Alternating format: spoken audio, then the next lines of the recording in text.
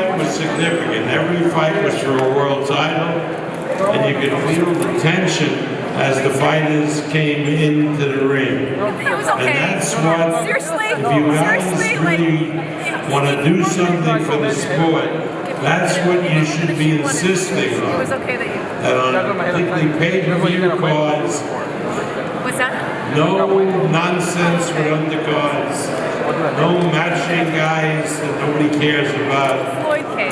Do title fights. That was like, yeah, it was like 4 title fights a show. That's what the public wants to see. And look, if we had done the usual show here, where we had some good fighters, 10-round fighters, fighting, starting at 6 o'clock when the telecast went on, nobody would have been in the arena. But by putting on 4 title fights, the arena was virtually full by 6, and by 6:30 it was completely full. And that's the way it should be, and that's the way it is in a lot of places around the world. If we had done just Pacquiao and Vargas and 3 other fights on the card, nobody would have got here before 8 or 8:30. And that's not good for boxing. You are everywhere, man. 2 judges had to fight like everybody else.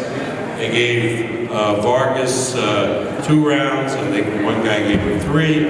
But really, that's the maximum. He fought a courageous fight, he fought a good fight, but we all knew what we were watching, except for one judge who scored Manny, gave Manny the victory by 1 point by virtue of the knockdown. He had 6 rounds to 6 rounds, gave Manny the extra point for the knockdown. Now, what fight was that judge watching? And shouldn't the commission here, that prides itself on having the best judges and the best this and the best that, have a seminar or something to tell these guys what to look for? I mean, and it's easy for me to say that here because I'm not saying you stole a fight from my fighter or anything like that. But my God, it really goes to the credibility of the sport when you have in these 2 fights individual judges having scored the fight so much differently from what everybody saw and what the other 2 judges in each fight saw.